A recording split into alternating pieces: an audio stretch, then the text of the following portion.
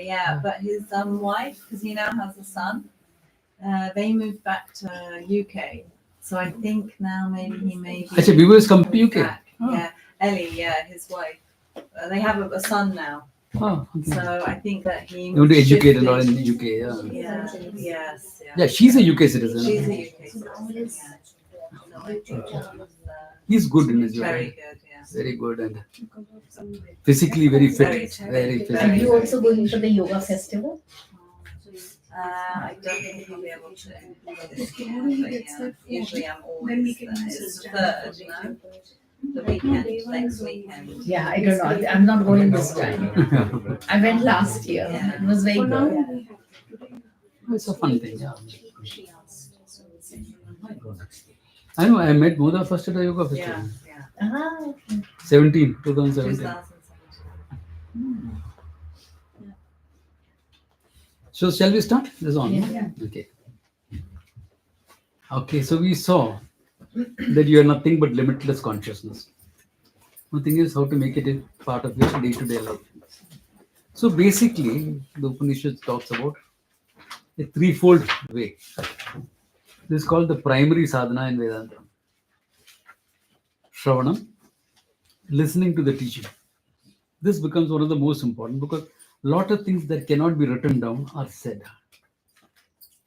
So the video becomes as secondary listening, okay? It's good for revision and all, but not for primary thing, yeah. Then mananam. Mananam is clarifying doubts, either on your own, help of other students, or with the help of the teacher. You clarify your doubts so that the vision of the oneness you have gained, like in this class, the previous class, I said that, the oneness, the vision that you have gained of that oneness is eliminated with doubts, because your mind is going to throw up doubts, because every experience of yours is contrary to this. We are talking about oneness, we are talking about duality. Yeah? Talking about freedom, we are feeling finite.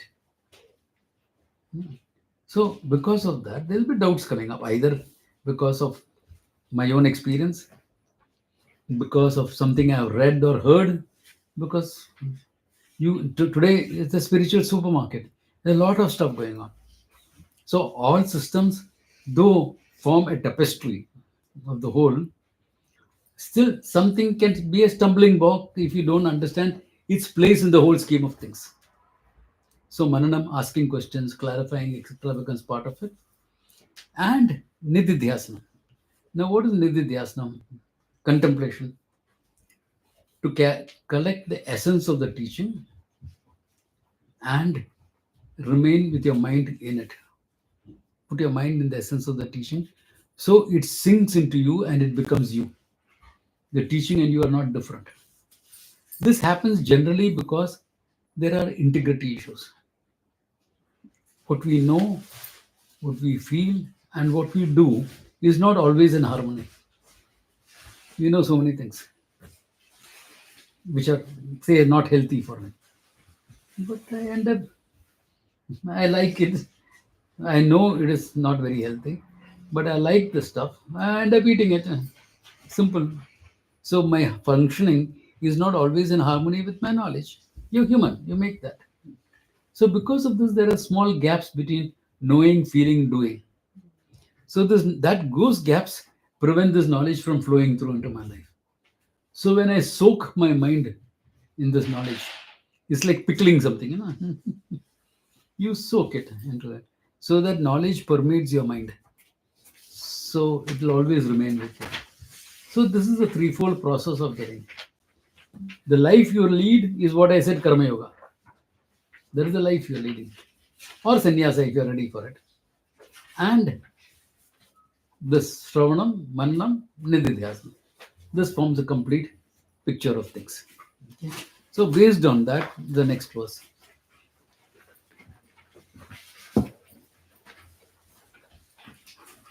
Tadev nirodhyam dhyavan dhritigatam kshayam eta jnanam cha dhyanam cha shesho nyayastha vistaraha. Tadeva. He says, fourth verse you saw, no?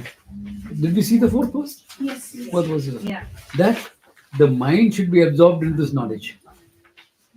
We will actually do this practice after the tea break so that all of you are fully awake. Now, if I do the practice, you may go back to sleep. After the tea break, when you're fully awake, we'll do the practice also. So he talked about the mind being absorbed in this knowledge. He says that itself, he says, Tadevi Nirodhyam Yavad Driti Gati Kshayam. To the extent that the mind that is going around all over is brought back into the score of what you are. Then to recognition first and then remaining there. He says, Ete jnanam cha dhyanam cha. You can call it jnanam, you can call it meditation, call it what you want. Why? Is recognizing. That's why, in fact, it is knowledge. And what is meditation in this context? Meditation as a term. It is called jnana abhyasa. Repeating what you know. What you recognize, you're repeating in meditation. No new knowledge takes place in meditation.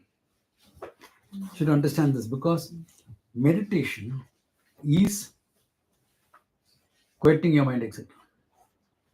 Knowledge takes place when you use a pramana, a means of knowledge. The means of knowledge in Vedanta is used on Shravanam when you're listening. So in meditation, if you're just quietening your mind remains quiet, which is good, which is nice. That mind can understand the truth faster. But no new knowledge is taking place unless the knowledge is already there. Samaji, then what about Buddha, etc.? There are cases who got this knowledge. And now Buddha is recognized in the Hindu tradition also as a wise person. In fact, terms like Sugataha, Sushtu Gatam Jnanam Yasya, one whose knowledge is very beautiful. Or Tat Agataha, Tat, that reality, Agatam, understood by whom. So these are names that Hindus are given the Buddha, because that time there was no Buddhism. There was only Buddha was there. Buddhism came 500 years after Buddha, with writers like Nagarjuna and Ashogosha. Those are the writers who talked about Buddhism 500 years after Buddha's time. So these are the terms we gave him. We accept him as a wise person. How did he gain this knowledge? Simple. It is something like this. A popular man becomes a sadhu. Let us say a celebrity becomes a sadhu. Let's say tomorrow Elon Musk comes and says, I want to join your ashram. Now I'll have to think 10 times. Why? The ashram will become a media circus. Where are people going to sit and learn and contemplate? Yes, this media is taken over. We'll have to keep them outside. Or Modi says, 2 years, 27, I'm not going to complete the election. I'll come and stay in your ashram. I said, please don't. It's a problem. It's a big issue. Security issues. So much. He's targeted by every fanatical organization. So it will become a security issue. Media circus. So same thing when Siddhartha the prince walked out. He didn't go and join any ashram or one teacher. But he would go and sit and learn and discuss with various teachers. Then he'll go, sit down, contemplate. Then he'll go, learn, come back, contemplate. Until it all clicked into place. Okay? This is like, I tell the story, my regular students know the story well. I get invited to all sorts of stuff. And I go. I have to see what society is doing. So once I was invited to a party, my sons. A lot of my students were there, so I also went. And the party people will ask me all sorts of stuff. To prevent all that, I'll be telling a story, cracking a joke, something like that. So a friend, I cracked a joke and he laughed. Then at the end of the party, hey, how are you going home? I have to pass your Chambur to go to my place. I'll drop you. I said, thank you. Never say no to a good offer. So suddenly in this car, he started laughing. I said, Munde, why are you laughing now? I didn't crack any joke. So that joke you said there, na, I understood now. I said, yeah, I understand why you didn't get it that time. You're eyeing that pretty girl. It's a party, it happens. So now what happened? He laughed for the joke that I had said. Na? So when he laughed, was there any new joke coming into place? The old joke clicked. So similarly, some people, they didn't get the full import of the teaching while listening, but when they went and contemplated on there, it clicked into place. That's why they say in meditation we got it. If without listening you're meditating, nothing will happen. Maximum you'll do is quieten your mind. Maximum you'll do is go into samadhi. But samadhi is equal to knowledge? No. No, no. This person who used to be there in Bombay, he's come from North India. In Bombay, there's a beach called Chowpatty Beach. Many people who know Bombay know the beach. There, he would be buried under the sand. Completely, I had everything inside. 2 feet down. Now, you can't be buried like that unless you go into samadhi. Because you will die. Because he's there for 3-4 hours. And there's a small towel spread in front of him. And people put a note, a few coins. So I noticed this guy, but I used to have a class, so I couldn't wait for sunset when he comes out. So I used to go to my class. So one day I decided, let me go and see what happens. So I went there. So his students dug him out. He was in samadhi. And then they massaged his hands and legs, he completely woke up. Then he looks at that cloth. Sala, 10 rupiah, $10.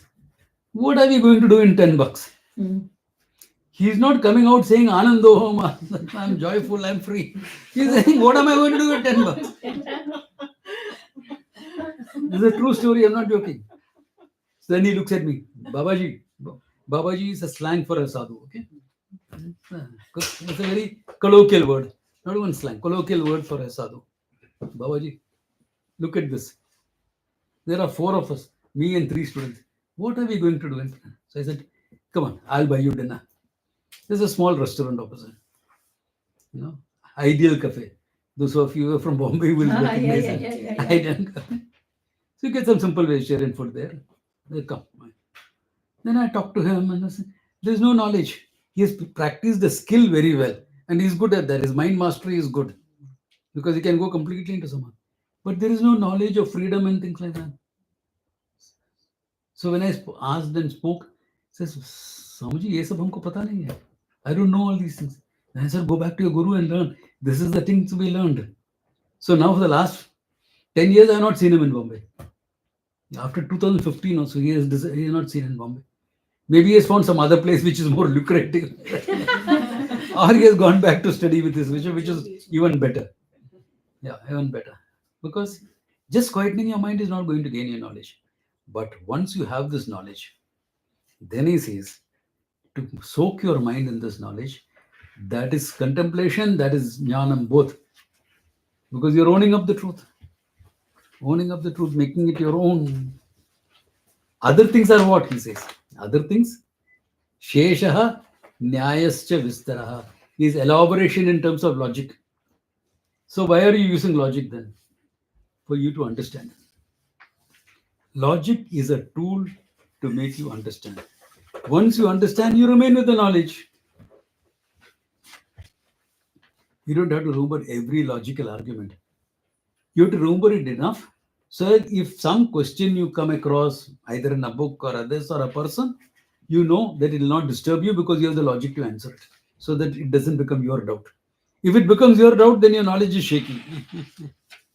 If it becomes your doubt, your knowledge is shaky. To prevent that much logic, you need not more than that, he says. So he's advocating actually, after you got the vision, spend some time in meditation, in contemplation. Okay, all right. Then he says, now look at the nature of the truth, he says. Very interesting verse this is. Naiva chintyam na chintyam, na chintyam chintyameva cha, pakshapate vinirmuktaha, brahma sampadite tada. Naiva chintyam. It is not something that is an object of thought.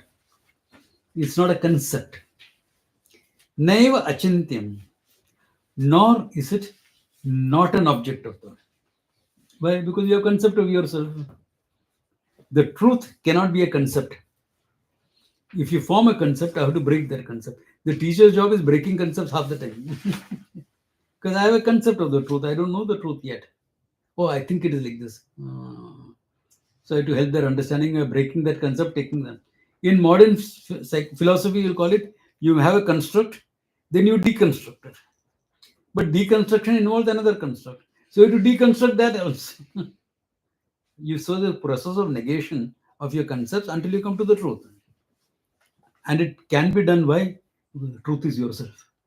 It is not separate from you. If it is separate from you, you'll never know it. And if it is separate from you, it will not be the truth because it will be a finite entity. So it has to be you. Therefore he says, na chintyam cha. Chintyam eva cha. Because even though it's inconceivable, it's not a concept, you still have to think about it. Why? Because it happens to be you and you happen to have concepts. So all your thinking is to negate your concepts and let the truth reveal itself. Therefore he says, Pakshapata Vinirmuktam, free from all sides. You're not taking sides in any argument.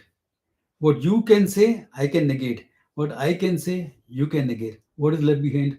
When all the negation is over and done, what is the non-negatable entity? Yourself. You're the only entity that cannot be negated. You can negate the whole world. How do you negate you? You're the negator, the one who's negating everything. So that he says, Brahma Sampadyate Tada.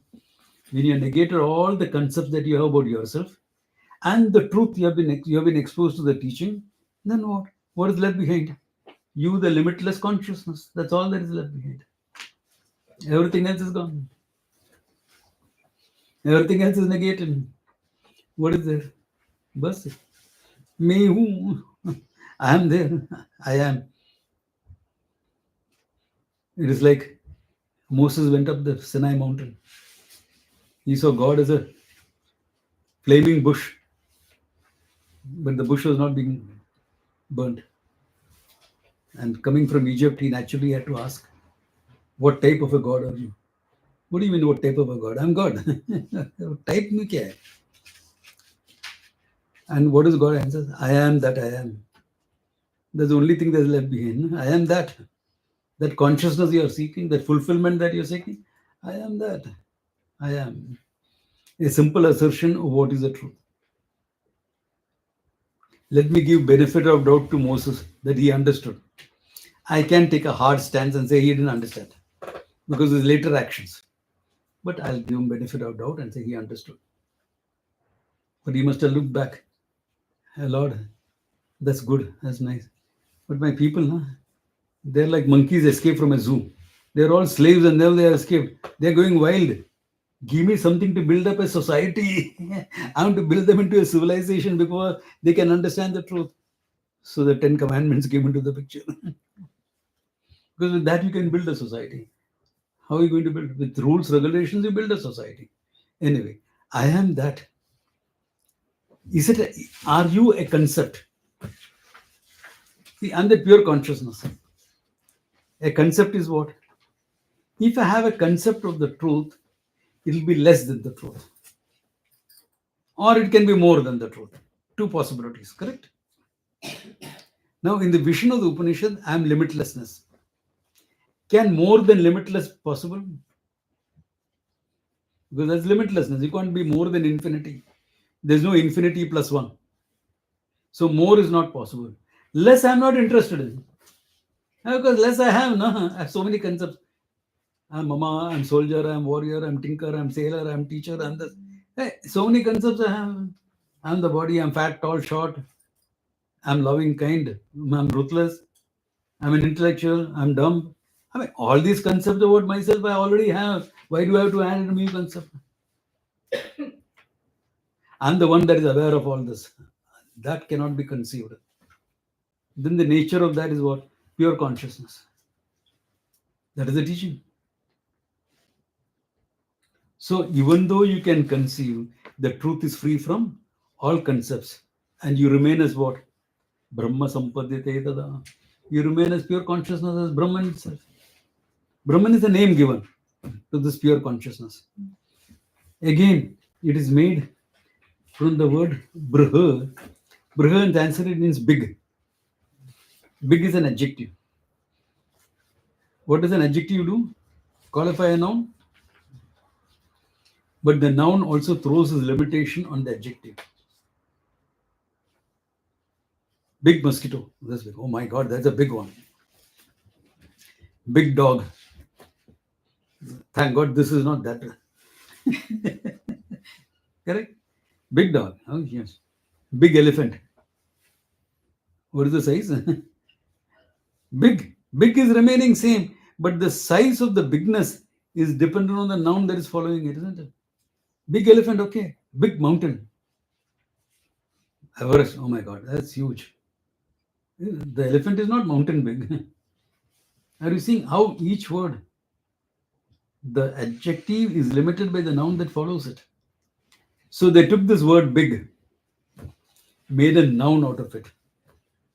Brahman, from Braha meaning big, you coined it into a noun, Brahman in neutral gender. What will become? The big. How big? Limitlessly big. Because there is no limit, there is no noun following it, itself is a noun. So Brahman, limitlessness. You are that limitlessness, that consciousness we are speaking about. So when all concepts have been negated, you're seen through all the concepts. What remains is you, the non-conceptual Brahman, which cannot be made into a concept, because concept of the truth is not the truth. But every concept helps you grow until you come to the truth. I'm a karma yogi. It's a concept, but it helps you come to the truth. I'm a seeker. It's a concept, but it helps you come towards the truth. Look at the funny part. Seeking is not going to give you the reality, is it? Because you're looking, you're searching. Not seeking is also not going to give you the reality. So you have to understand, you have to learn, you have to know.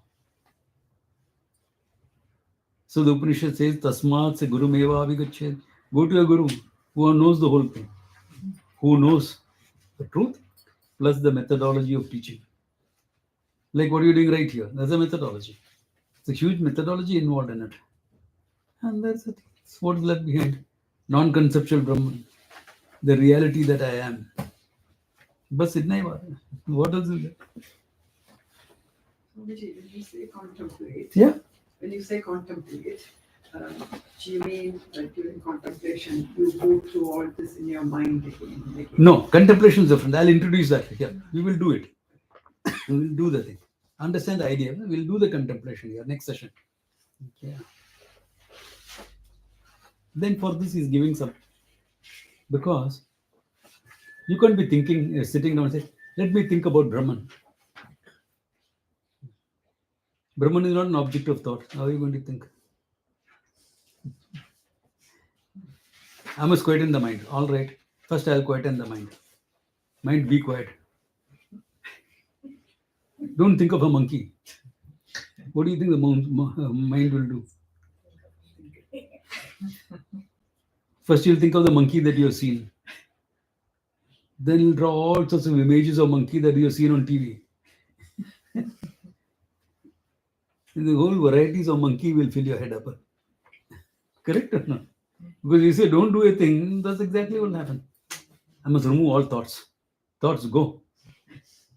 Thoughts will keep coming. If thought is something you're afraid of, you will have a nightmare in your mind. Because mind is overthinking. Some mind changes fast. Very good. Very good that your mind changes fast. Only then you can see the world. Just imagine if your mind is changing slowly. I saw a motorcycle. And the mind is changing very slowly. I shifted, I saw a girl. Now the girl and the motorcycle will combine together. Because mind is changing slowly. Motorcycle thought has not yet gone. Then the girl thought is there. So girl, motorcycle combination, how it will be? Girl is on the motorcycle, motorcycle on the girl. Then I saw again elephant. This is India, remember? So you can see an elephant also. So now motorcycle, girl, elephant. Mind has to change fast. 1/10 of a second. Mind changes. Only then you will see nothing. How will you see things? You'll all get jumbled up. So mind has to change fast. So you're sitting down, quiet in the mind. In fact, you'll get more thoughts when you try to sit for meditation. So how do you do that? So there's a process we call japa dhyana. Use a chant to be predictable in your thinking, and then you learn to drop that thinking also. So the chant is introduced, the japa mantra is introduced to be predictable. First thought, second thought, third thought, predictable. Like right now, you can't predict what thought you'll have. Can you predict? I'm going to put a thought into your mind. I'm going to project a thought into your mind, which you're not normally thinking of. Try to resist it if you can. Right now. Ready? Camel. Could you resist the thought of camel in your mind? You cannot. Because you heard pramana, remember? Pramana is choiceless. You can't. Yeah. Action is choiceless. If I say, hey, please come and take this. Oh, someone uses using it as an example. You don't have to. Or somebody says, yeah, please pass it on. This is open to your choice. Pramana is choiceless. So similarly, a thought coming into your mind, what you can do about it? You remember that Kung Fu Panda? Inner peace. The master, inner peace. Who's flapping around there? If you're looking for inner peace, anything can disturb you. Because you just can't sit down and do that. The joke about this thing. The master is saying inner peace. Yeah. And Kung Fu Panda is saying dinner, please. Yeah. Yeah. The Kung Fu Panda will think of pieces of sweets or whatever. It will be. Okay. So now the process for it. So he's talking about the process here a bit. He says, Swarena sandhyed yogam avasaram bhavayet param avaswarena anubhavena bhavo na bhavo ishyate. Says Swarena sandhyed yogam. With sound one should start the contemplation. With sound meaning a mantra or something. Yes, start. Then he says, Aswaram bhavayet param. Then you drop the sound and you remain in the truth. Here they said transcendent, etc. It means Brahman. Okay. Aswarena anubhavena bhavo na bhavo ishyate. By dropping that sound, by dropping that mantra, he says, anubhavena. By the experience of dropping the sound, the mantra, bhavaha na bhavo ishyate. The present that's always there, you, the consciousness which is always present, will not become absent, he says. Look at it. We use a thought, explaining the process. We will do the process of it. You use a thought to negate all other thoughts. Then all thoughts are negated. You drop that mantra because there is a thought that you used to negate.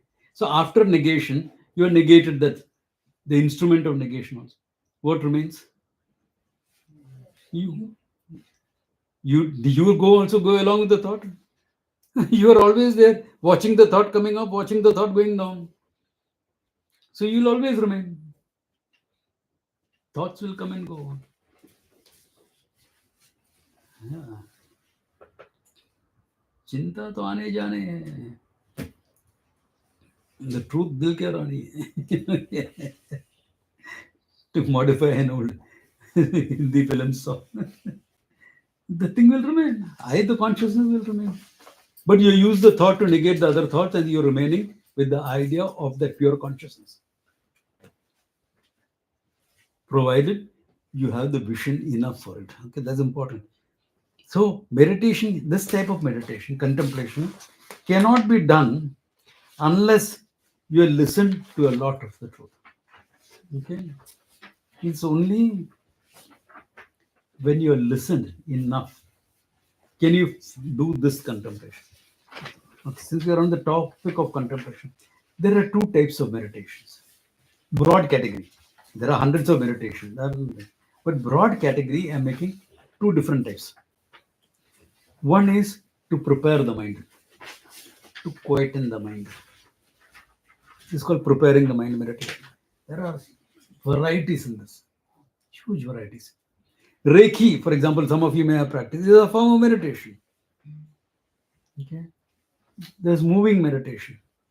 Tai Chi is a form of meditation, contemplative. It's a martial art, so it's also a form of contemplative. It's called moving Zen. The practice of Zen itself gets into a quiet mind, calm, centered, like the samurai warrior, calm and centered, whatever is happening. So, what have you done here? You have come up to the level of the Sakshi and the witnesser of everything. Preparing, because you're centering on yourself.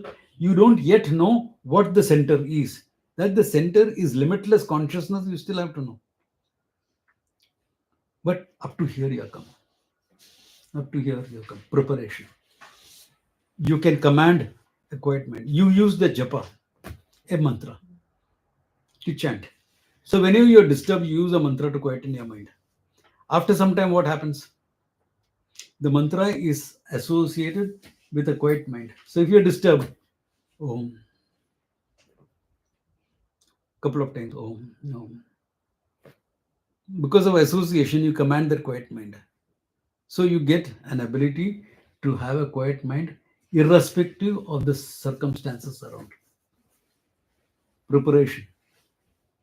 All learning happens only in a quiet mind. So preparation. Okay. Yoga, for each asana, there is a contemplation. For each asana, there is a contemplation. Yeah, depending upon the asana. What is that? Parvato asana. Sitting pose, isn't it? Sitting on hands. Okay. So what is the contemplation in Parvata asana? What is a mountain in your life? What is the blocks that you're facing as a mountain in front of you? What is the mountain that you have to surmount? How can you be as steady as a mountain? Next step.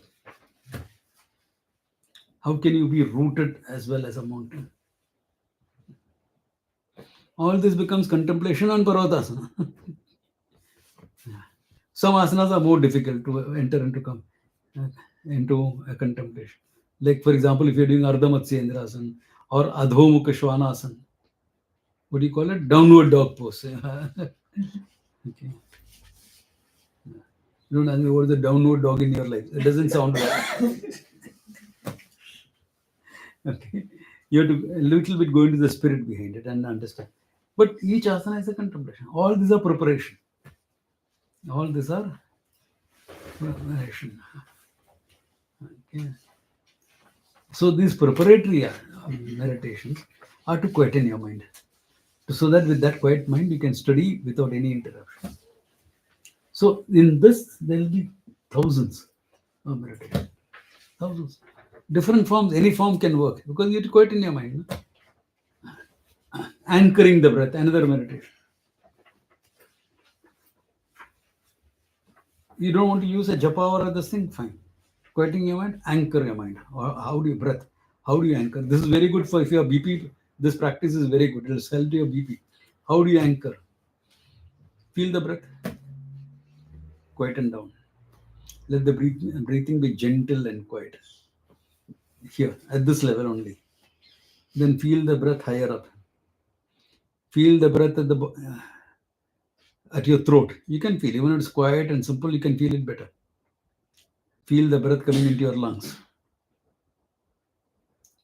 When you're breathing in, your diaphragm automatically comes down. Feel the breath at the diaphragm level. When the diaphragm is pulled down, you can feel it right up to the Swadhisthana chakra. In Tai Chi, it's called Tantin. Indian this is called Swadhisthana. You can feel it right up to there. Keep the breath there. Keep the breath there meaning let your attention be there. You will not be able to do it unless your breath is very gentle and very quiet. See, heart. I can feel it at the. That's not anchoring. Anchoring is quiet, gentle. So mind is contemplative at the same time focused. So you get a razor sharp focus. Another form because you're quiet mind, no? You anchored your breath right into the Tantin, right into the Sadhisthana. This is the seat of power in you. So from here everything moves. So your movement actually when you're walking, the difference between an ordinary person's walking and a warrior walking is you're moving from the Tantin. You're moving from your Sadhisthana. From there you're moving forward. Yeah. When I first met my guru, I looked at him walking and said, how is he walking like a warrior? He's supposed to be a monk. He's walking like a warrior. First thing I noticed about Swami Dayananda was this. It took a few years for me to understand that he was a martial artist previously. He was a Selambam expert. I understood that only when I visited his village and met his martial arts teacher. Yeah. So I asked him, he said, your guru was my student. He's very proud of that fact, my student. I said, how good was he? He could fight with 3 people at the same time. That's a high level of expertise, okay? 3 experts you're fighting at once. You're talking about Swami Dayananda the monk. Swami Dayananda the teacher, okay? The Vedanta guru. That's a martial artist previously. So I felt an added bond with him. That apart. So all these being centered. Why? Martial arts also helps you that you're calm and peaceful in front of a threat. No? A punch is coming at you. A weapon is coming at you. You're calm, centered. How much does it take? Arrow coming straight. Arrow goes off. You're fine. That's all it takes. No? That's what. Timing. That's all that requires what? High degree of awareness, high degree of centering. Contemplative mind. In fact, I'll tell you one secret of mine. Before I joined the ashram, I have not thrown a flower at Isha. Okay. No worship and all in my life. I have not thrown a flower at God. Forget offering, and I haven't thrown a flower at him. But all this was my preparation. All this was, yeah. Bhakti was there. What an action, as seva, as doing things. Honestly, we're done. My teacher was very good at bhajans. He would compose also. And then there are people around him sitting and singing bhajans. I will look at the trend and say, this will go for an hour. Let me go finish some work and come back. Honestly, I used to do this. Because I enjoy bhajans in small doses, but that's not my favorite activity. I go and come back. Then you say, yeah, I want this thing done. I say, Swamiji, it's done. I not one told you what it is. Swamiji, please tell. Yeah, I'll see it's done. You may not have the skill to do it. I'll find the people with the skills. It'll be done. Simple as that. That was my devotion. So, devotion expresses in different ways. All of it helps you center. Calm, peaceful. Whatever happens, you're calm and peaceful. That is a contemplative mind. That is what you're aiming for. This is preparatory meditation. The preparatory meditation is to gather together a mind that can be contemplative, a mind that is not disturbed, a mind that can think but will not worry, a mind that can think clearly and not get disturbed by its own thinking. This is important. We think that peaceful mind means quiet mind. A mind that can be peaceful in the center of a battle. This is how Krishna fought. He fought. This is how Bhishma fought.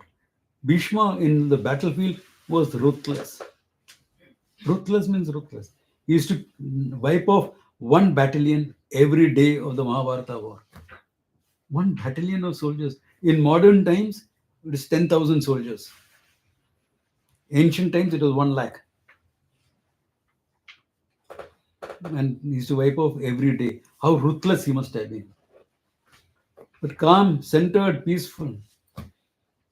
It was a cold, efficient killing machine on a wise person. That wisdom you discovered only when he was lying on the bed of arrows, waiting for death to come. And then he used to give out the Vishnu Sahasranama as a sure thing, talks on strategy, on politics, on kingship, on Vedanta. We get a stomachache, we can't listen to Vedanta. This man is lying injured. 100 arrows has pierced his body all over, and he's talking about. Only a warrior who's a wise person can do this. How else can you do? So calm, centered. This is all this is preparation. Preparatory meditation, we'll call it. 100 ways of doing it. Yeah. Why do people like Test cricket so much? I'm in England. England, if you don't talk of cricket, England and India, if you don't talk of cricket, where are you going to talk about? I don't like cricket. Honestly, I'm telling you. Okay, my Indian friends will get upset. Yeah, too long. Yeah, 5 days. Who's got time? 5 days. I can do so many things in 5 days. Test cricket. T20 is fun. It's fast. But why is Test cricket praised so much? Yeah, I don't think the people who praise also understand it enough. Look at that calm focus necessary. Ball after ball that's coming. This guy just playing it. Just defensive playing. Man, play it. Don't you get bored and want to take a shot? That's exactly what the bowler is waiting for. Can you see how calm and peaceful you have to be? Just to keep blocking. And when wrong ball comes, you whack it. Contemplativeness. A good batsman has to be that. Yeah. That's why you take someone like Sachin Tendulkar. Whatever sledging was done, he would not get disturbed. He let the bat do the talking. As a human being, he's not a great guy, but this skill he had. Yeah, this skill he had. Developed a calm, peaceful mind. You know, whatever happens, let me not lose my cool. Let me just focus on what I'm doing. So anything can give you a peaceful mind. In Japan, you'll call it Zen and the art of the sword. Oh yeah, I can understand the art of the sword and Zen. Then you'll have Zen and Ikebana, flower arrangement. So the same contemplative mind can be developed through the art of the sword or through the art of flower arrangements. It is mindfulness. With mindfulness, you're doing it. So getting that contemplative mind. So why not Zen and the art of cooking? You can. You cook every day and you can use it as a contemplative experience. Tea ceremony in Japan is a contemplative experience. 36 times clockwise rotation. After you put the tea and this and everything into it. 24 times anti-clockwise. That's for the energy to move into the tea. And this is how you're doing it, so contemplative. Yaar, cha banana. In Bombay, we'll make that tea. Yaar, come on. What is this? Mix it up. That is if you're making tea. This you're not making tea. You're using tea to get a contemplative mind. That is it. Excuse. When I'm going to have the tea, it's going to get cold. You're not making tea. You're getting a contemplative mind because all that emotion is kept aside. Can you see that? Yeah. Don't ask me how I know all this. I was invited for a tea ceremony and I'm watching that girl making the tea. Yeah, nice girl. Very sweet. But tea today is not about drinking tea. Today is about quiet mind. I tell myself that today is about quiet mind, not drinking. Spaghetti. Yeah. So, so anything that you do can be converted into a meditative, contemplative experience, by which the idea is not the activity. The idea is to get a mind that's contemplative, that's mastered. That's why yoga becomes a great discipline. Why? Okay, touch your toes. Okay. No.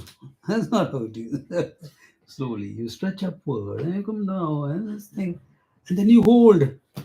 Hey, my stomach is getting compressed here. What hold? Hold. Every movement is slow and graceful.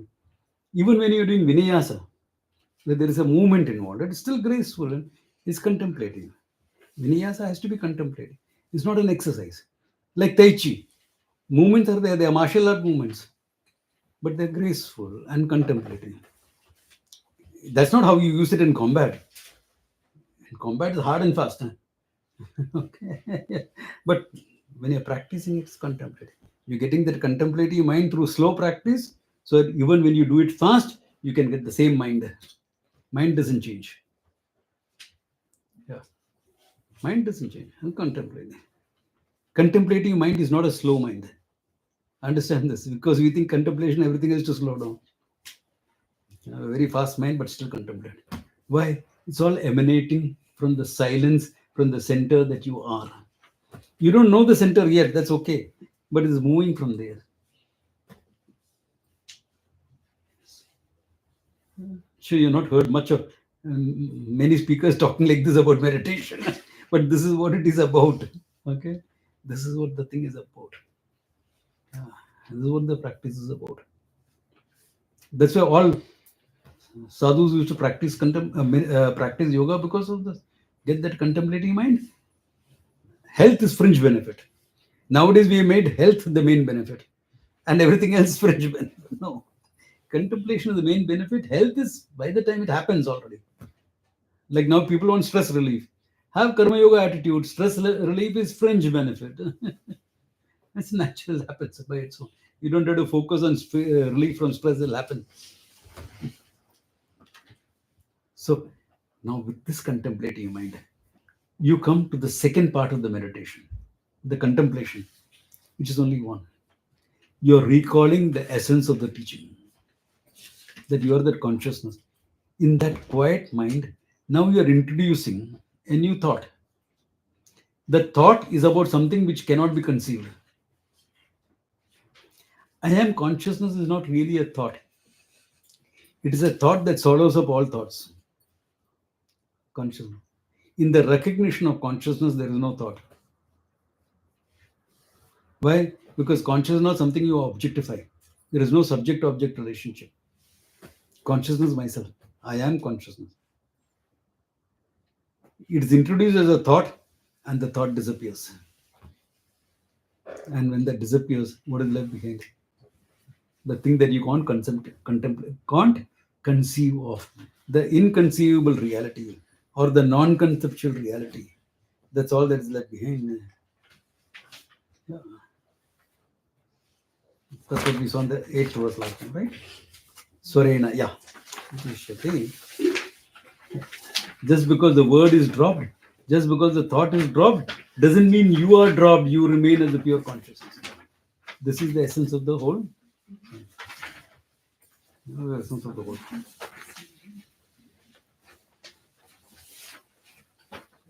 Okay, so he says, Tadeva Nishkalam Brahman. Yeah, you have a question, please shoot. I can just ask, so there are two parts that you actually mentioned. I beg your pardon? Sorry, you stated the two stages of meditation. One is the concentration part, which is the first part, and the second one. See, the concentration part is the first part. First part, and the second part is. Second part is in that quiet mind, the mind that is now completely quiet and peaceful. Correct. You are introducing the thought. Correct. So that I is am the Brahman. Nididhyasanam. So that is, Let us take a thought. it's the Nididhyasanam. Awareness. Thought. No. The thought is a manifestation of awareness. Awareness simple, myself. Free from thought. In spite of thought. This is all the teaching. So you are recapitulating the essence of the teaching without the stories, without the jokes, without the stories, jokes, etc. to highlight this. Once highlighted, that essence is captured in contemplation. And once you do that, what is there? You. Non-conceptual.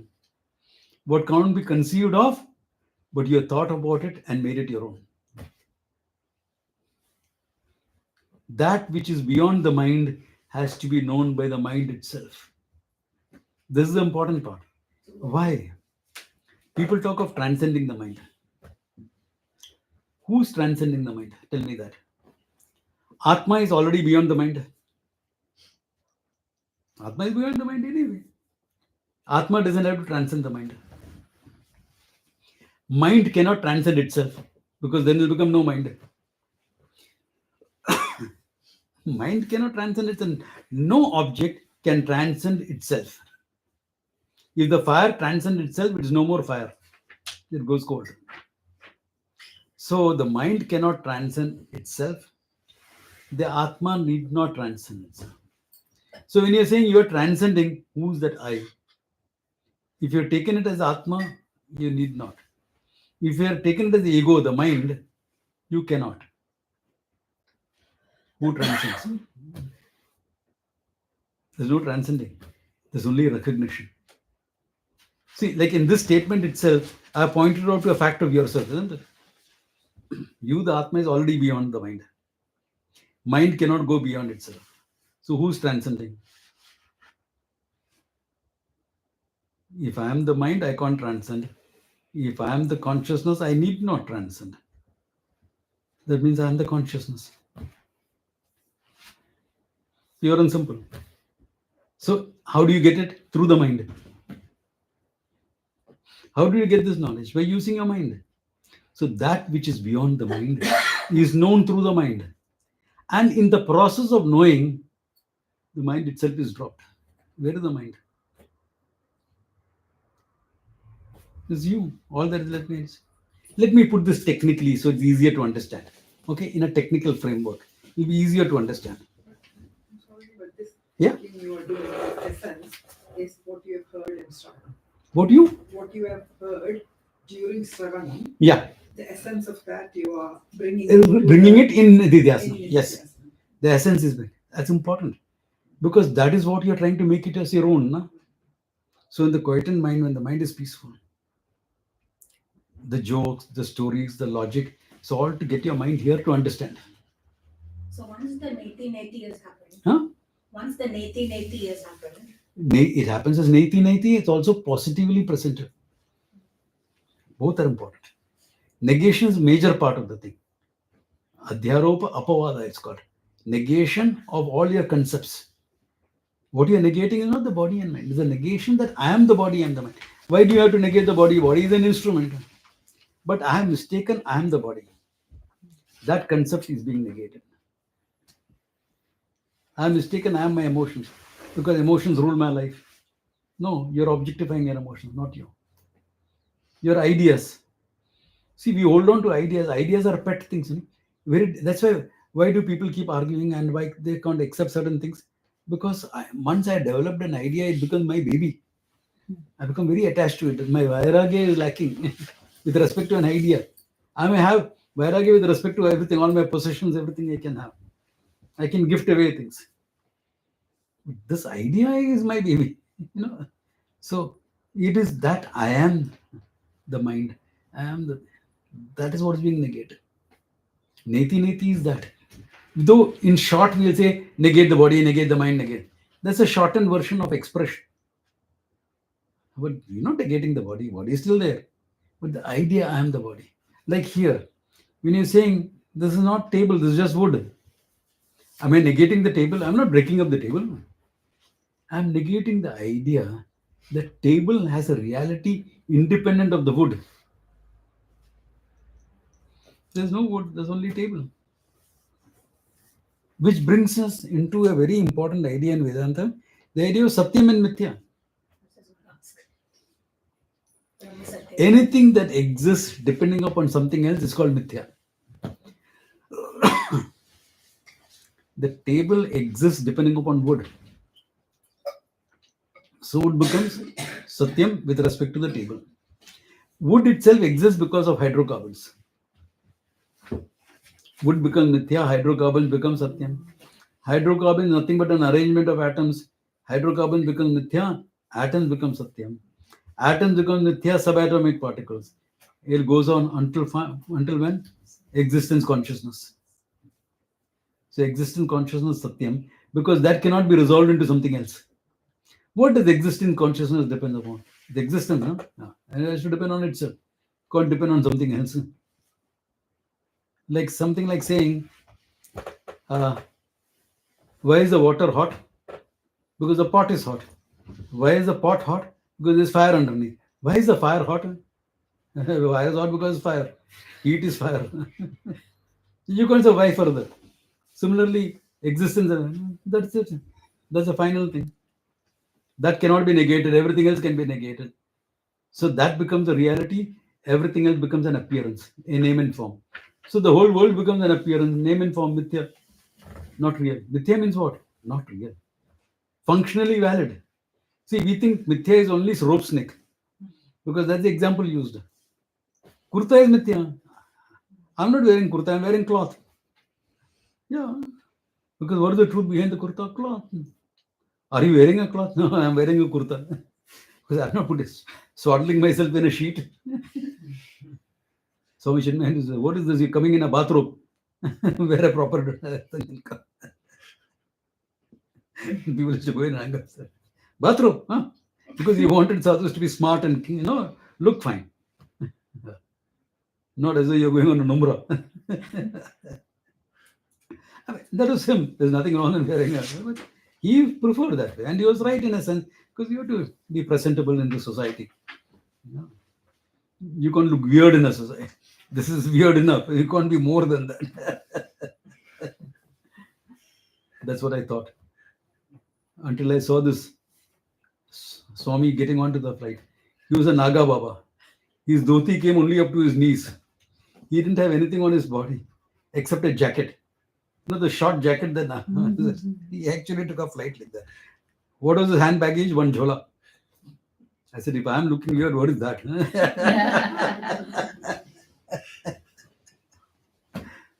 So what I'm saying is, I'm wearing a kurta, not a. That's also a fact. Experiential validity does not prove reality. You're walking on a flat earth or a round earth.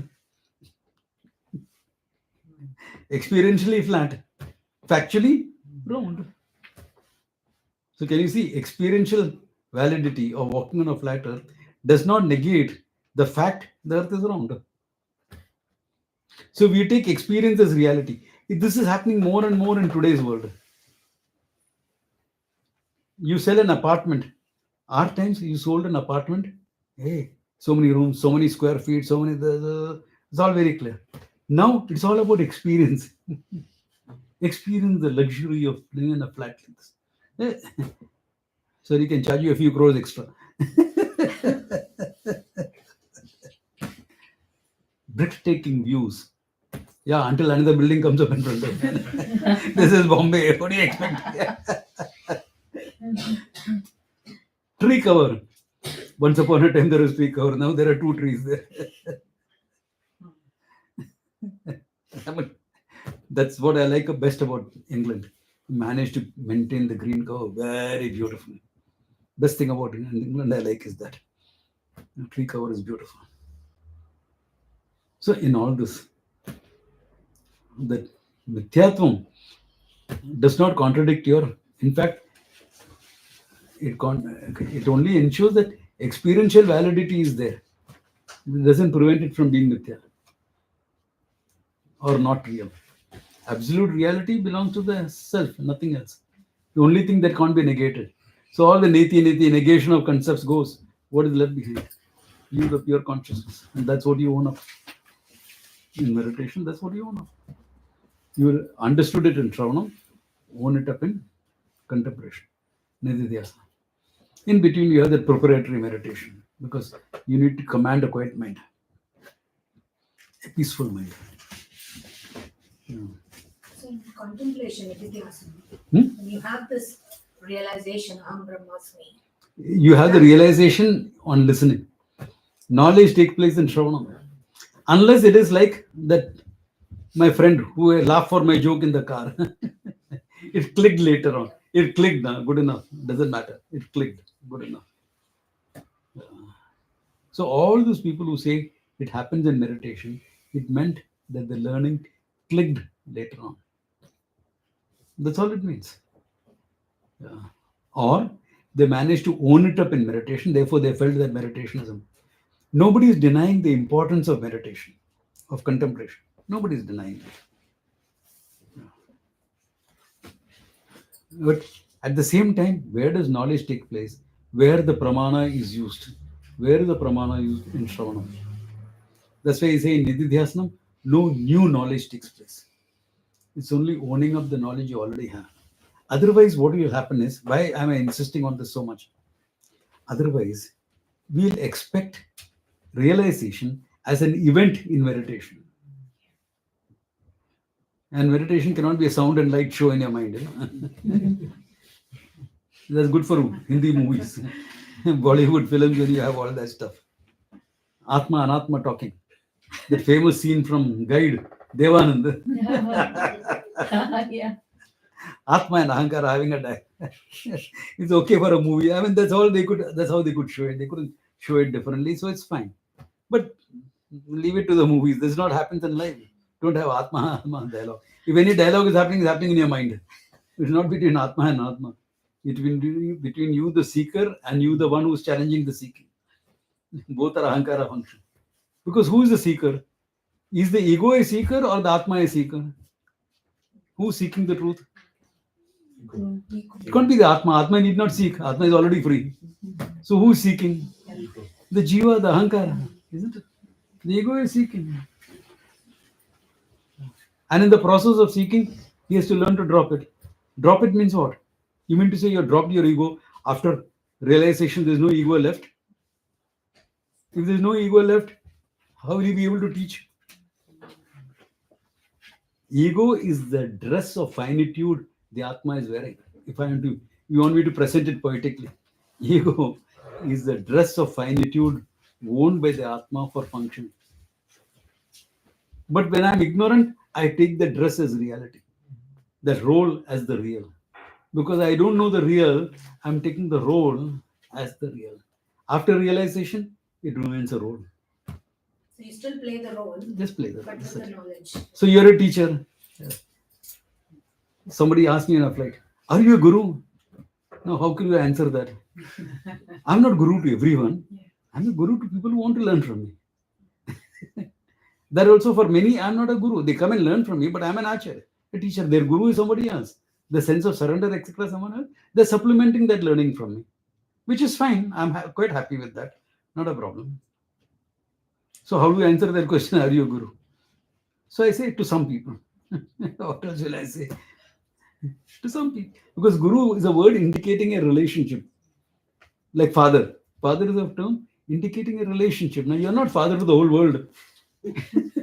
Thank God. You're father to a couple of kids. So similarly, it's a relationship. Guru is a relationship term.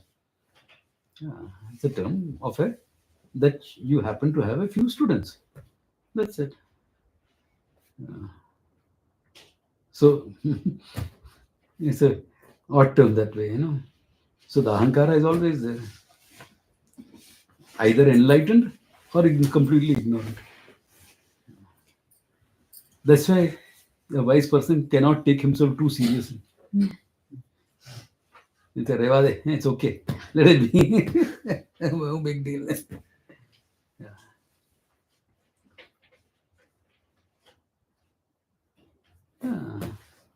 simple. Could you explain once more how this initial preparation is Written? The initial preparation of calming the mind Yeah, is done. yeah. Could you explain that once more? Okay. One of the most important things necessary for calming the mind is a life of karma yoga.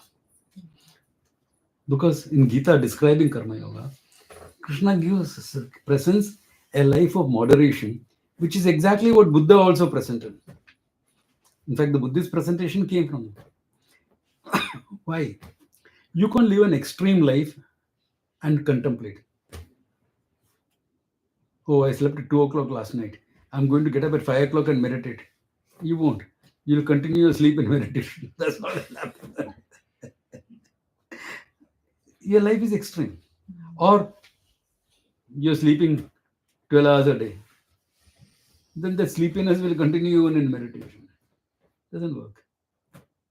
You're hogging every meal. 3 square meals a day, which gives you one round stomach. And in between a couple of snacks. You will feel sleepy in meditation. You will not be able to meditate. Or you're not eating at all. In meditation, what will you think about? Food.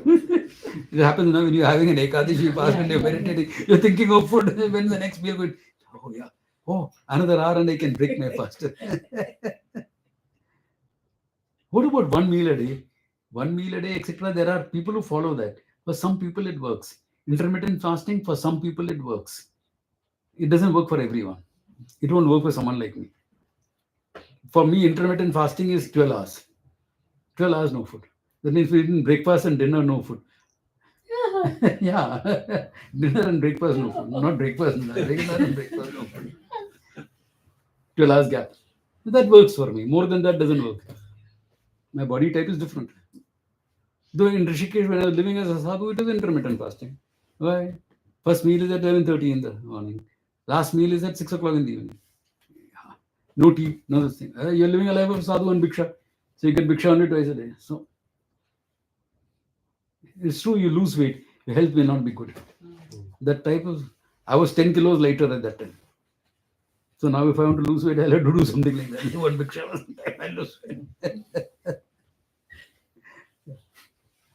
So what works for people works. So that extremes you drop. Live a life of moderation and then develop this contemplating, simple practices, exercise, etc. All that you do to develop contemplativeness. You can't straight away jump to the mind. So you go through the body, through yoga and things like that. One thing I would say for anyone who wants to meditate, live a very mindful life, a deliberate life. Alert, deliberate. How many people get a doubt? Have you locked your room properly or not? Your apartment. You locked it. Why? Because you are not alert when you locked it. You mechanically did it because routine thing. Every time you go. So when I ask you that question, you can't always say, did I lock? Are you aware of that moment when you actually turned the key? Some are, some aren't. See, if you're living a deliberate, alert life, your mind will become deliberate and alert. It will be easy to become a meditator. If you're leading a mechanical life, that mechanicalness will come into meditation also. Then meditation will become mechanical. Om Namah Shivaya. Om Namah Shivaya. Okay. So mechanical, So to live a deliberate, alert life, these are the things you follow. When you're walking, you're thinking and walking, but are you aware of the environment? Or are you missing seeing a friend or something? And the friend is wondering, hey, what he's become so arrogant, he's not even smiling at me. No, you're alert. You can think, of course you can think. You are bound to think anyway. But are you getting what I'm trying to say? The whole thing of being very awareful in what you're doing. That's not something you have to practice. You have to become that. Be awareful, be alert. So these are the things that makes meditation work. Otherwise, meditation will become another activity to be done half an hour. Finish it off. Come on, you have time. Come on, finish it off fast.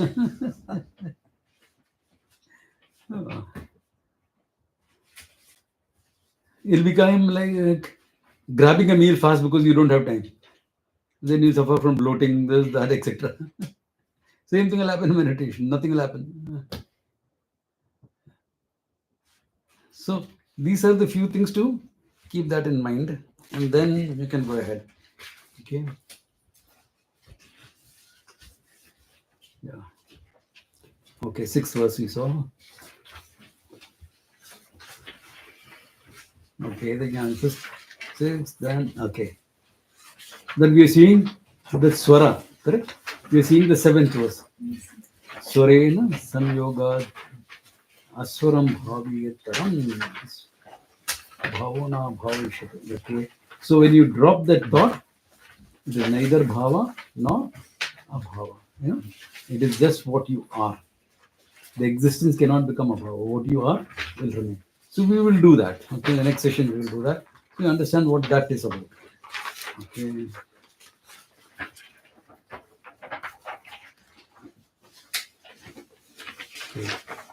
तदेव निष्कलं ब्रह्म निर्विकल्पं निरञ्जनं तद्ब्रह्माहमसि ज्ञात्वा ब्रह्म सम्पद्यते ध्रुवम्. Says तदेव निष्कलं ब्रह्म. When you use the thought and drop the thought, what is left behind? Nishkalam Brahman. Brahman that is not divided up into subject object. Brahman that is not divided up into experience, knower, known. No divisions. What is there is only one pure Brahman. Nirvikalpam Niranjanam. Nirvikalpam. Without any form of divisions. Without any forms of conceptualization. Okay. Niranjanam. Beyond, untainted by anything, including ignorance. That's the reality of Brahman. You, the consciousness, is not tainted by anything that happens in your body or mind. Sometimes I'm getting a lot of impure thoughts. What do you mean impure thoughts? I feel like killing this guy. Just a thought, no? But I am tainted by that. You are not. You, the consciousness, is not tainted. The mind is got into a wrong pattern, into an aggressive pattern. And that's all, the mind. Not you, the consciousness. That's not tainted. We have done a lot of wrong things in life. We all have. Learn to make amends and forgive yourself. But am I not tainted? Who are you? The consciousness? Consciousness is not a sinner. The mind has done a few things. No? You're not the mind anyway. You're not the mind. Your mind is only an instrument. So when I say I have done something wrong, who's the guy talking? Not the consciousness. No, the conceptual self. Yeah. The ahankara, the ego. Okay, the ego has felt you have done something wrong, make amends. Job is over. You make amends for it, no? What do you do when you make a mistake? Correct it. You have done something wrong, correct. Now the person is dead and gone. Say a prayer.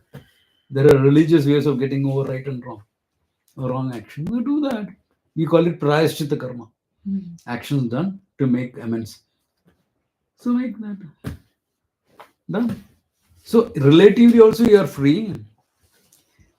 From the absolute standpoint, Niranjanam.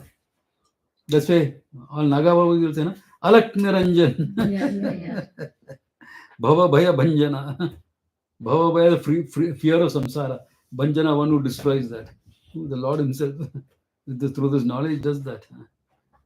Okay. Okay, Niranjanam. Tad Brahma aham asmi. Aham iti jnatva. Knowing that Brahman is myself. That limitless consciousness is myself.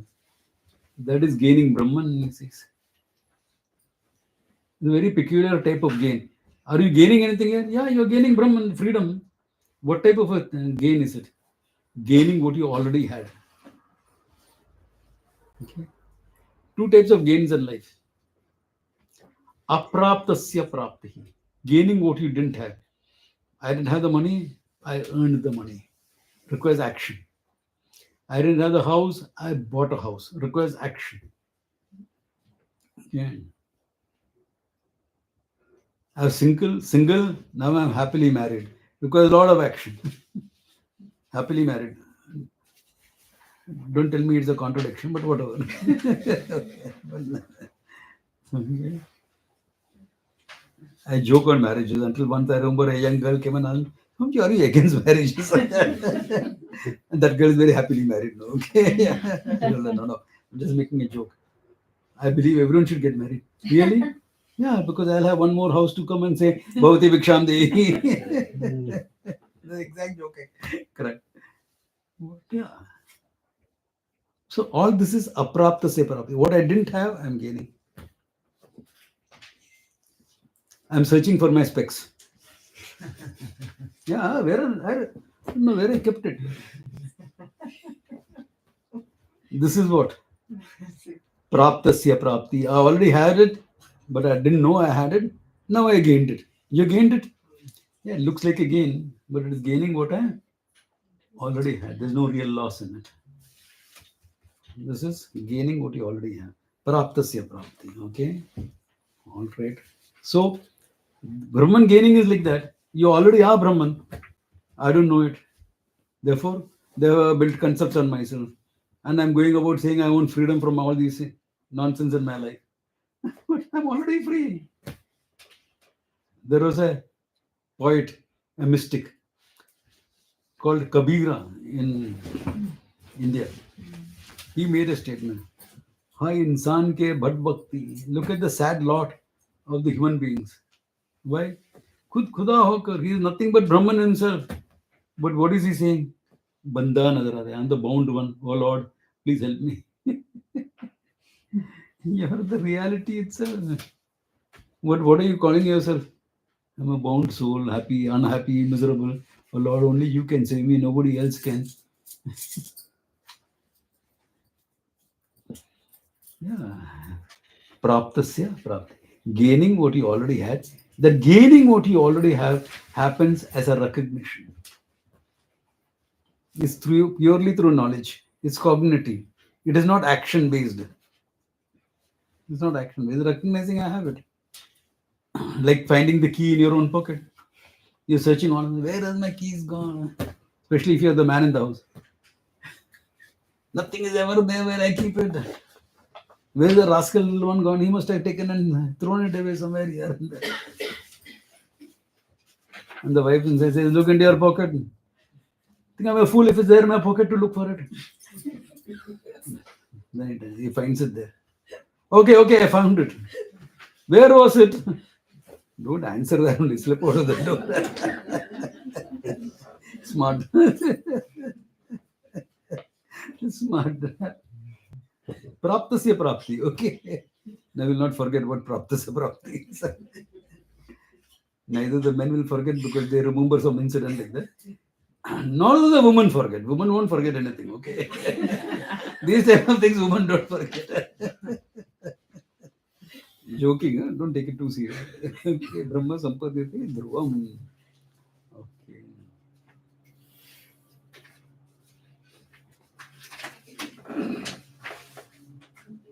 Okay. Then he sums up that section by saying, Nirvikalpam anantancha hetu drishtanti varjitam aprameyam anadincha yajnatva muchyate buddha. Buddha muchyate, the Buddha, the wise person is free. What is that?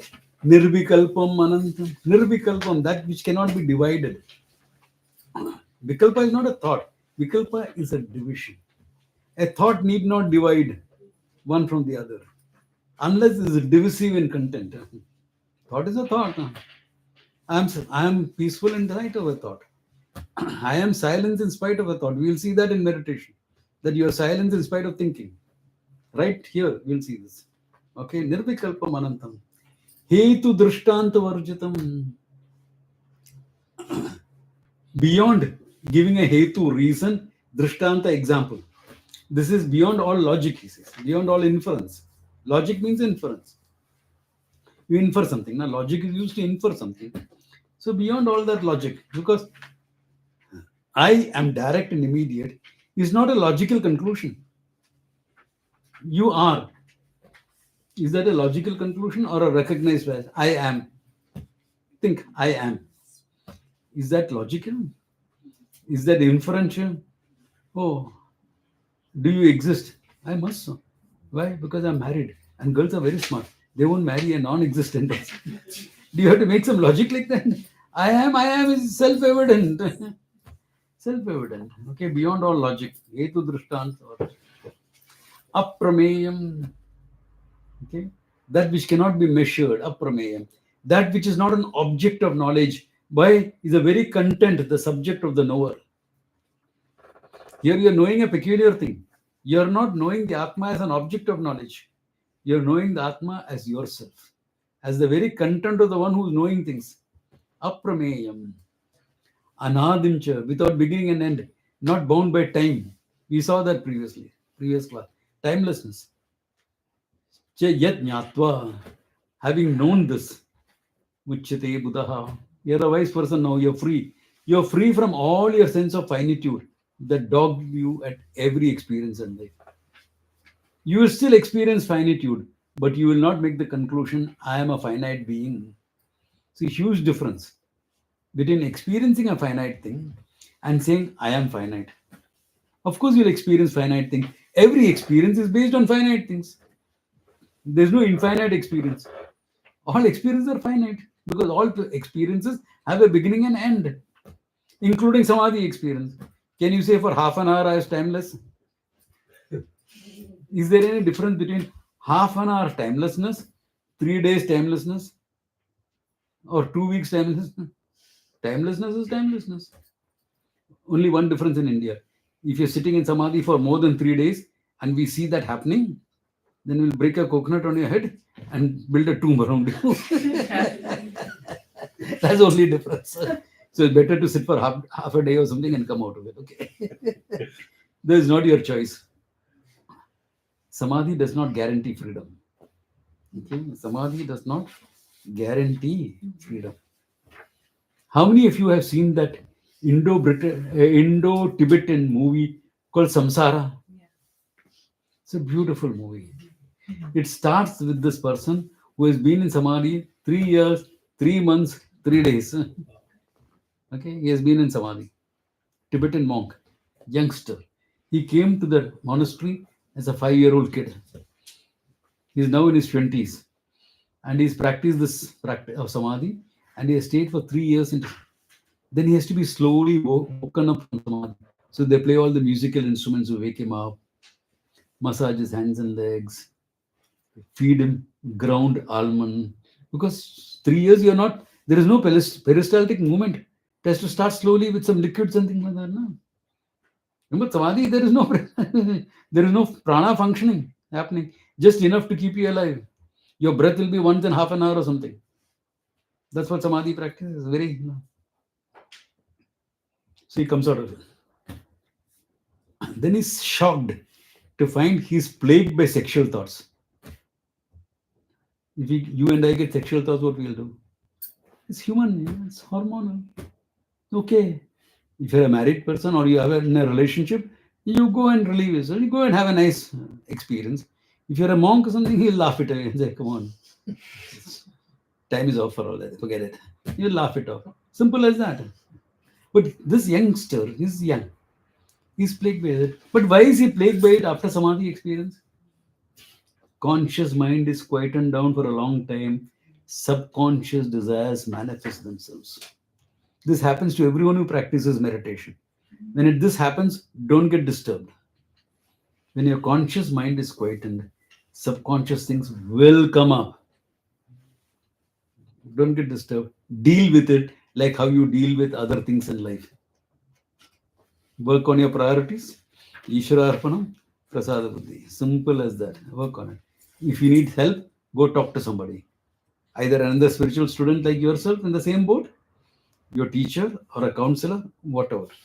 You deal with it, just like any other issue in life. This is one of the issues that will come up. So what does that indicate in this man's case? That he was so troubled by it. He was so troubled by it. All the techniques of getting rid of that feeling didn't work. Then he actually goes and gets married because that's what he needed. He had come too early. He had become a monk too early in life without experience in life. The Upanishad says something. It says, Pariksha Lokan. After having examined life, go and become a monk. Have you experienced life enough? It doesn't matter your age. Now, by the time you're in your 20s, you experience enough life, isn't it? Youngsters today by 20s have experienced a lot of life. Okay.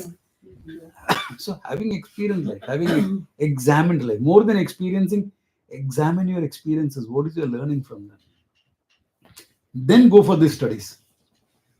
So just if you do the Samadhi practice like this young monk, he did the right thing by going and having a relationship. He did the right thing because he needed that to grow. The wrong thing was he should have clarified to the girl beforehand that eventually I'll be going back to the monastery. Yeah. But the girl happened to be a very wise woman. If you know, Watch that movie. It's a very nice story. It's called Samsara. It's an Indo-Tibetan. I forget the name of the director in this.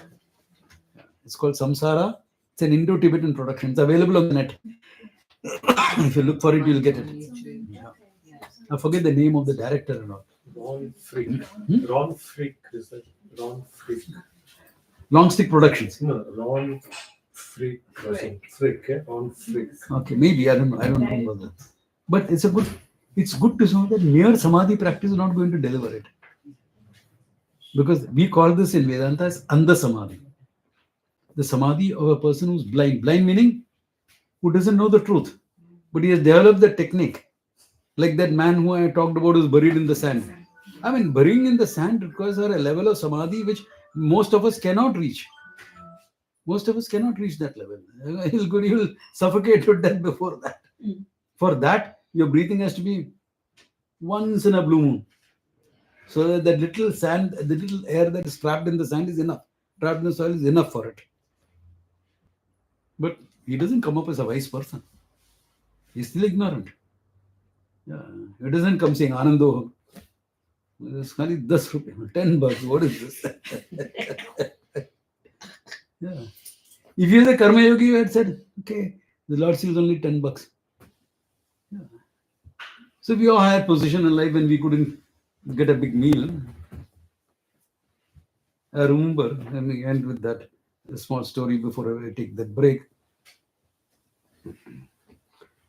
4 trainees, marine trainees in Bombay.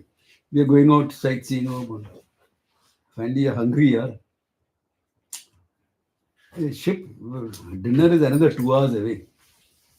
What can we have? So we pooled all the money together. We got $10 in it. $10, what do you get in Bombay? So you saw, we went into this Irani tea shop. Okay. And we saw chicken sandwich, $10. We will share a chicken sandwich. $10, you get a chicken sandwich. One piece will hold us until dinner. $10. Chicken sandwich. Okay. So before eating, one character was smart. You open the sandwich to see. So some little butter, little chutney, and some pieces of egg. Hey, manager, what is this? You say chicken sandwich and you put eggs in it. Manager, old Parsi. आप लोग Maganlal biscuit khadela hai? Have you eaten Maganlal biscuits? Maganlal is a brand. It's the name of a person, Maganlal. We've eaten dabbas of it. So when he bought a dabba of Maganlal biscuit, Maganlal was sitting inside out.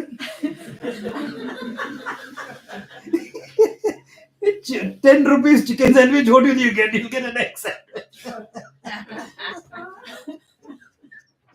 So like that, okay. The same way, all the samadhi, etc. works only up to a point, okay, of quietening the mind and this. Oh, that's good. It's a good practice. I'll share a personal story. When I was working, I was into all this. I also thought samadhi practice. Every morning the only time I would get is I get up early in the morning and meditate because 6:30 I used to leave home to go to work. 6:30 in the morning I had to leave. Marine engineering is demanding. Then I'll go into samadhi. Going to samadhi, is there a concept of time? When are you going to come out? Oh my God, it's already 7 o'clock now. That day's work gone. You have to repeat that day some other time. I said, no, this can't work. I can't miss my work. So what do? Then you keep a nice alarm clock. You know those old-fashioned alarm clocks, winding. I'm talking about, I walked out 40 years ago. So before that. So winding clock I would keep. But you're in samadhi. Is it necessary you hear a sound? I wouldn't hear the sound. My mother, who was sleeping in her bedroom, would hear the racket, get up and shake me awake. What are you doing? Worst way to get out of a samadhi, okay? I did this for 1 year. I said, what is wrong with my Atma? I said, what's wrong?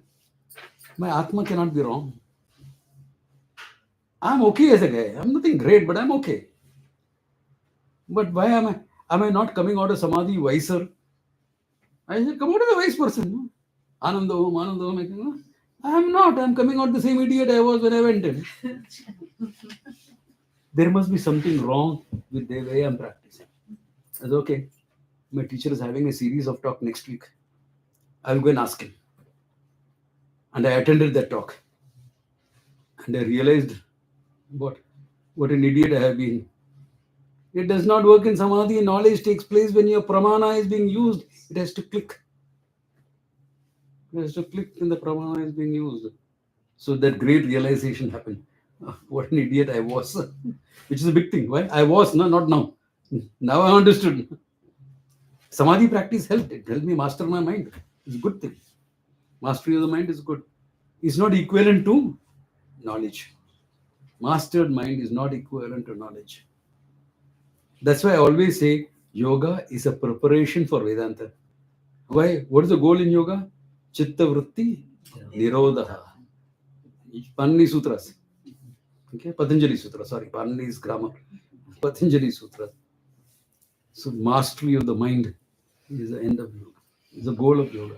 So with that mastered mind, come and learn. Like this, it should work.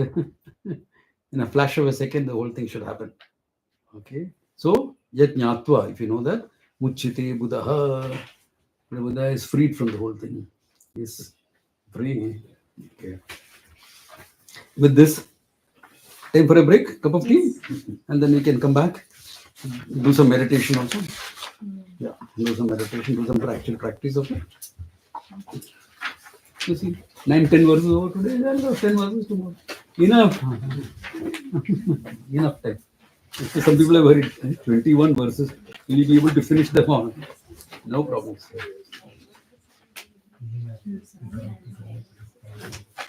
These